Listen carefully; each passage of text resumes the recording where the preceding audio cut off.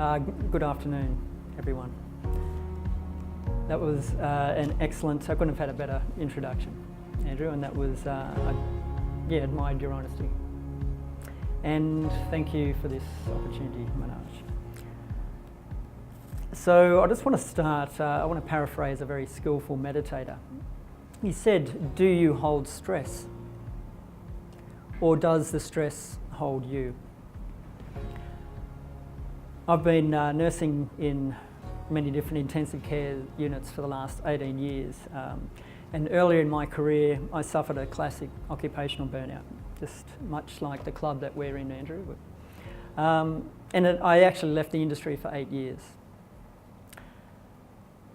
And it was another time in my life where I had a whole list of major life crises set upon me that I picked up a practice that a gentleman was teaching locally that was quite remarkable in its results. I've been practicing Keating meditation for the last 5 years. It's twice a day for 5.5 years. I haven't missed a day. And I've been teaching just around intensive care units and some other workplaces and in the community for the last 2. It's in doing Keating meditation that I've been able to finally understand about my occupational burnout and that I held on to my stress. Today I'll outline Keating meditation. It's the Keating meditation medical model, and I'll follow by a demonstration and just a Q&A at the end. I found this study quite interesting. Matt Killingsworth is a psychologist at Harvard University. In 2010, he showed us a very interesting picture on our health. He and his team, I should say, they built an app that tracked happiness in real time. And this involved 15,000 subjects, 650,000 responses, and this was done with a wide range of people of different ages, over 80 countries. What they found was that our mind wandered quite pervasively, and it happened 47% of the time in our waking hours. And what also was quite interesting was that we were largely unhappy when we were doing so. So being distracted, being on autopilot is an unhappy state. So what are we doing when we are mind wandering? We're experiencing brain chatter. These are negative thoughts, our fears and our anxieties, and we ruminate through them. We don't get any resolution and they stay in our subconsciousness. Brain chatter is synonymous with looping, repetitive thought, and it takes away from the here and now. And I think we've all experienced this in between days at work, 4 a.m, when we're wide awake and our brain is just thinking incessantly.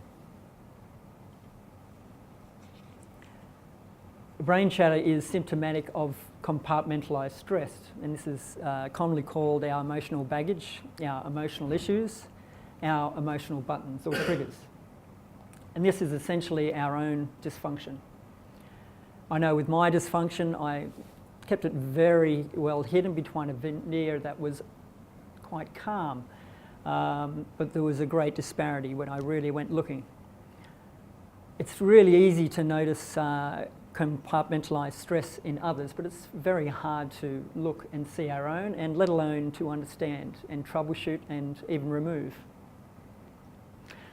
Now, very interesting, compartmentalised stress, which in Keating meditation is called compartments. They are installed when we create an illusion to offset a negative experience. Or we can actually internalise the negative emotion in order to control the misunderstanding that we do have. Now, the good news about compartments is they're not part of our true nature. They are self-created, and they're self-created misperceptions. What is well known in our modern psychology is that clinical depression and anxiety are severe forms of compartmentalised stress. We carry old patterns of behaviour shaped by misperceptions of our old stress, and these no longer truly serve us. These behaviours are shaped by our ego about having to always be right, our biases, our prejudgments, and we all harbour some, well, I know I do anyway, some narrow-mindedness. There's also our insecurities and our self-doubt. So overthinking can be quite pervasive. Our intellect has a tendency to want to control, to judge, compare, and to rationalise. At worst, we overthink and exaggerate potential threats, sometimes catastrophically, instead of dealing with the here and now. Overthinking maintains the day's stress response, and it can change that stress response from acute to chronic. So is stress in your DNA? I'm referring to the work of a Tasmanian professor by the name of Elizabeth Blackburn. She's a molecular biologist who won the medical Nobel Prize in 2009. Chronic stress and negative thoughts increase premature cellular aging. Telomeres, which, as you can see, the blue there, it's a poor diagram, but shows chromosomes, and the yellow tips are protective caps that actually maintain the stability of these chromosomes, and they're found in every cell of the body, trillions of them. Telomeres, yes, they're like little caps, like the plastic caps you get on your shoelaces. That's probably the best and easiest way to visualise them or explain, get an idea of what they look like.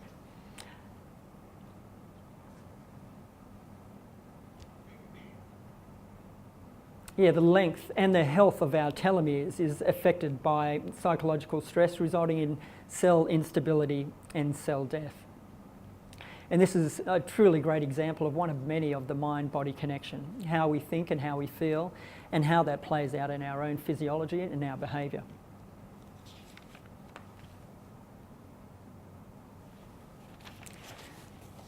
So how do we cope with stress? And what are our favourite strategies that we use? Some are very healthy pursuits and others are quite addictive and they can be harmful. Coping strategies by the very nature allow us to cope, but how can we remove the central cause of our stresses?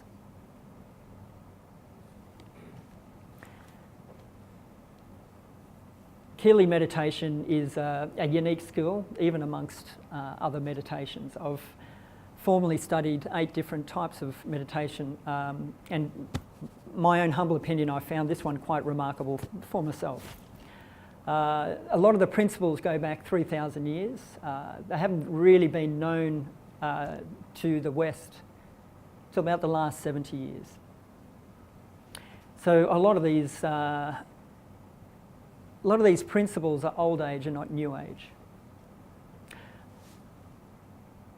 Now, part of the results of Keating meditation is you can actually free yourself from mental and physiological pain. It is simple, it's challenging to do, which I will investigate a little later, but it's simple to do. It's a 5 to 10 minute practice twice daily. Good time to do it is when you first wake, so you can actually start the day centred, and then finish the day washing off any stress that you might have accumulated through the day. It's private, you can learn yourself, or you can learn in a class. It's non-religious and it is not a belief system.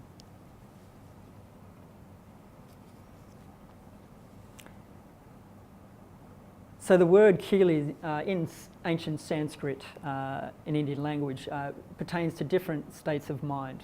In Hebrew it means vessel, and in ancient Greek it means receptacle. So it actually means, well, to give a sense of it, the Keating is a vessel or receptacle for our life experiences. And I think we can all agree that some experiences we put into ourselves are not particularly, they don't particularly serve us well. The goal of Keating meditation is to still our mind and still it from thoughts. Stillness over time lets go of brain chatter, mind wandering and compartments. Mindfulness is a natural byproduct of this process. In between the meditation, you don't particularly need to think or act mindfully. So we experience life through the physical senses, the 5 physical senses, and we innately feel that from a young age, and we can, a lot of it through trial and error, but we can master those skills. Our thinking and our intellect, now they really are enhanced and fostered by great institutions, preschool, primary, secondary school, TAFEs, universities, tertiary hospitals. But our mental feeling is often not recognised, nor is it fostered.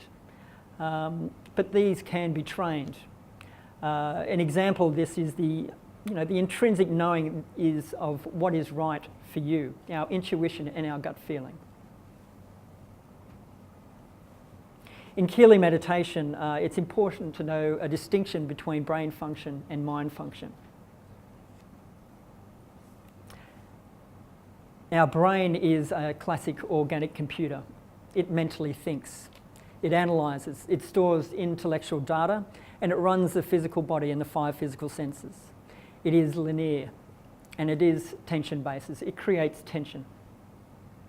On the other hand, mind function mentally feels, it perceives as an objective observer.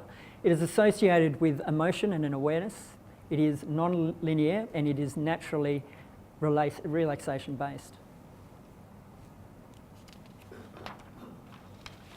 So the art of paying attention, and here's the bit where I add my animal.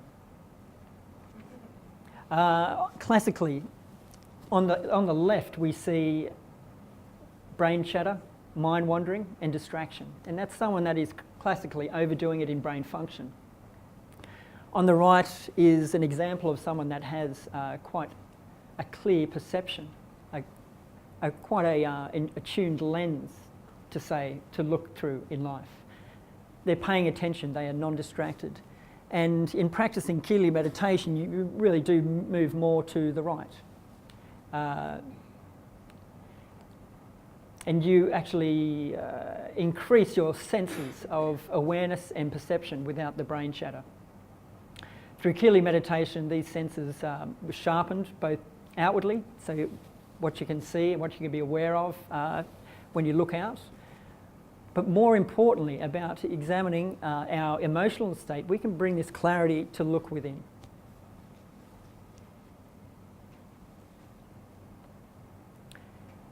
Our clinical settings are very complex. It's quite adventurous, really. We put ourselves in some very extreme circumstances. There's a lot of interesting decision making that we need, and there's a lot of very important conversations.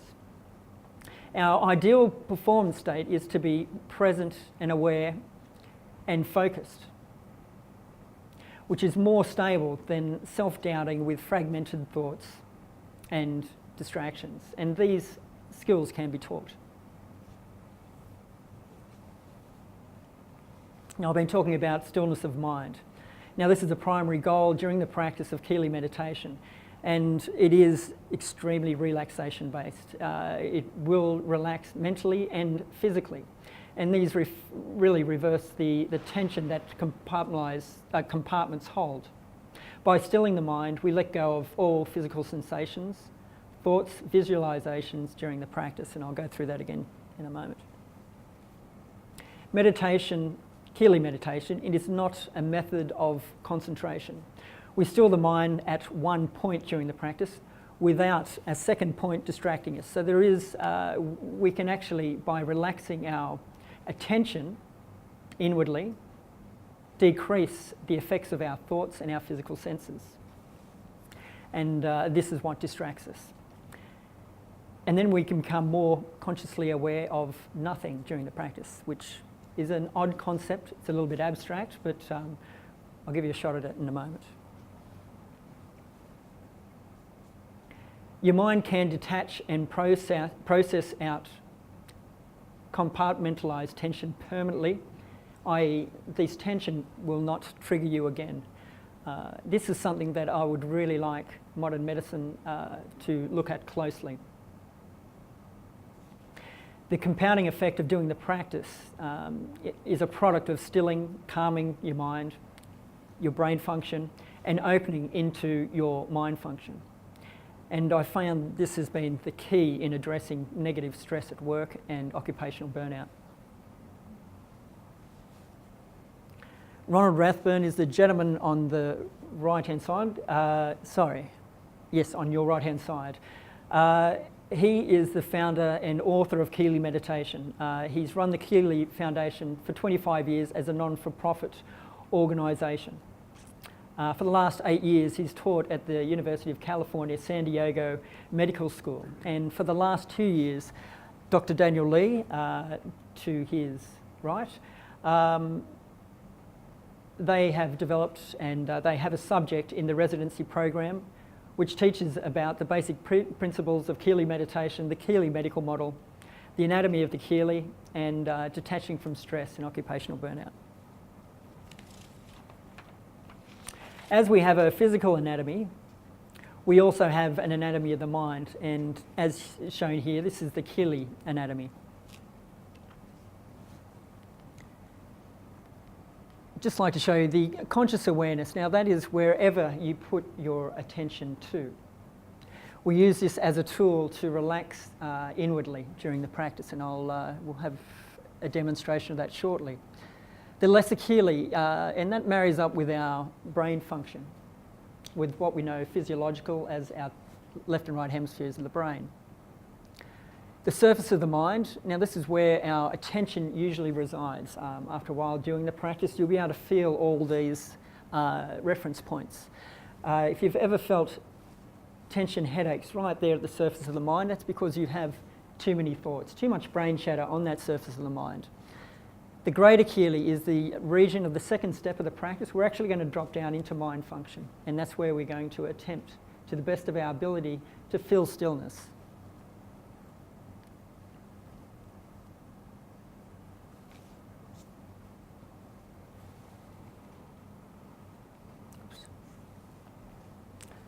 So now I would invite your spirit of inquiry through a short demonstration of the practice.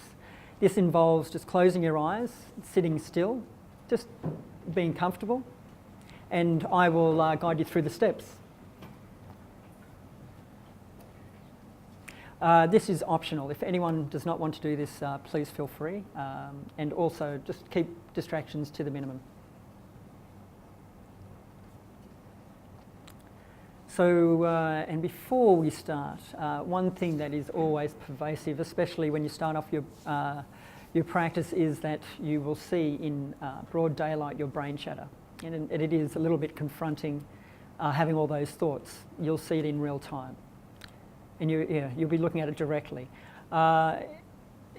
There's times, my practice this morning, I had a great little movie matinee going on with brain chatter. The idea is when you catch yourself, just bring you back to what you're supposed to be doing, okay? There is no right or wrong way to do this. It's just a matter of practicing this as best you can. So just with eyes closed, I just want you to slowly, mentally feel on top of your head.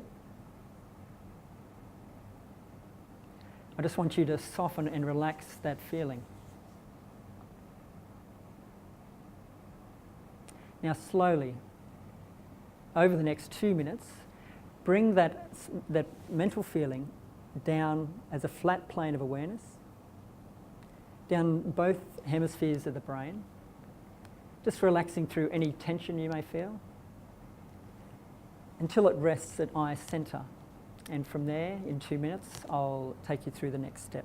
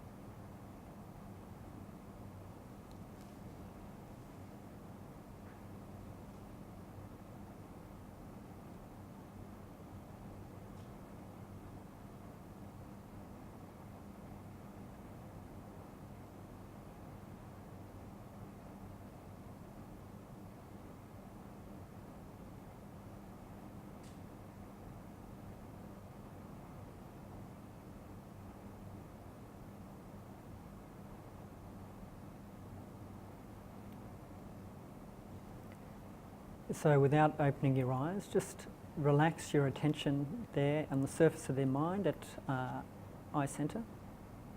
Just gather it up to one point. And to the best of your ability, just try to drop it down to a natural sitting point at heart centre, just in the middle of your chest, within your body. Let go of any senses that you feel or any thoughts, and I'll bring you up in 3 minutes.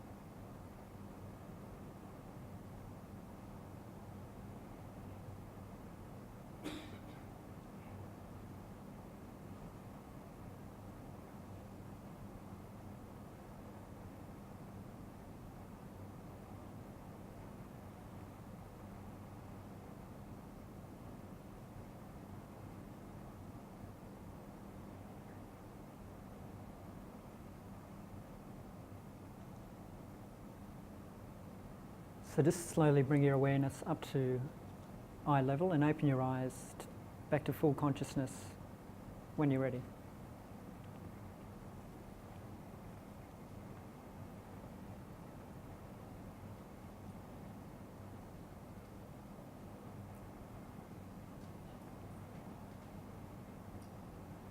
So the next part of the meditation is introspection. We do a systematic review of how you did the meditation. If there's anything there that you noticed or that you could have improved on. You can spend a couple of minutes there and a couple of minutes on contemplation. This is the moment where you've stilled your mind, you're at your most mindful. Students are encouraged to journal and you'll find out a lot about what's going on in your life and how you're feeling at any particular point in time for those moments after the practice. It's interesting to witness your brain chatter. And what is most interesting, I think, and whether you got a sense of this, is who was actually, or what was observing your brain chatter. And that essentially is your mind. There is, in this practice, a clear delineation between mind and brain. There's no such thing as a bad practice. You might have a blinder one day and you turn up in the evening and it might be just a complete whiteout of chatter. That's not uncommon. In the beginning, you really are dealing with an untrained mind, which you're training. And just another, just from the outside looking in, Keating meditation would not ask you to change in any way. More or less, it does encourage you to a probably more inspired way of living. And it isn't a selfish act. It takes a little bit of organising sometime to explain to people around you what you're doing at 10 minutes twice a day. But they are set to benefit from a more calmer, centred you. So establishing your practice. Patience. If you're not patient in the practice, you're impatient. And this hinders the learning process. Persistence. If you don't persist, you won't learn more about yourself, you won't open to greater senses of awareness and perception. And success in the practice is actually turning up to do it. It takes 1% of your day. So just keep an eye that it's twice daily, no more, no less.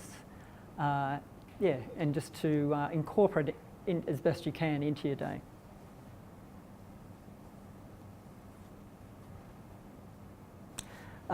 Free Your Mind is an ebook. You can buy it for the same cost of a regular coffee. It's about $3.99 on iTunes or eKindle. It's a 30-minute book by Ron W. Rathman about just the basic principles in starting off your practice. There's a number of other books you can find on Amazon, Book Utopia, other places as well.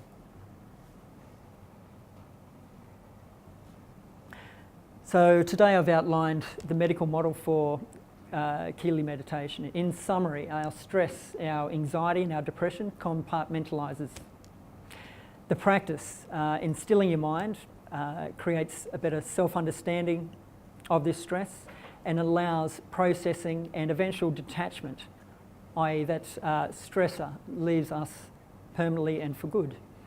This creates a greater feeling of well-being. That feeling of well-being increases the efficacy of the practice and just enhance you to do it further. The first Keating meditation study at the University of California, San Diego Medical School was completed in 2013. The medical model was applied to 46 HIV patients over 12 weeks of learning the practice and the basic principles. The study design was prospective, non-randomised, mixed method intervention. And the primary outcomes over those 3 months showed a significant improvement in a number of different number of different measurements, including the DAS-42 scale, which is depression, anxiety, and stress scale measurement.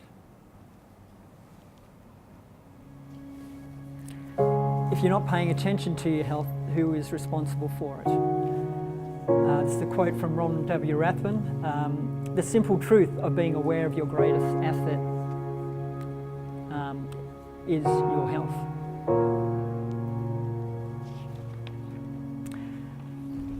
So work-life balance or work-life choices. There is such an experience as work-life balance. And we have choices available to achieve this. Whatever you practice, you get good at. Consider the skill of practicing being present. Thank you for listening.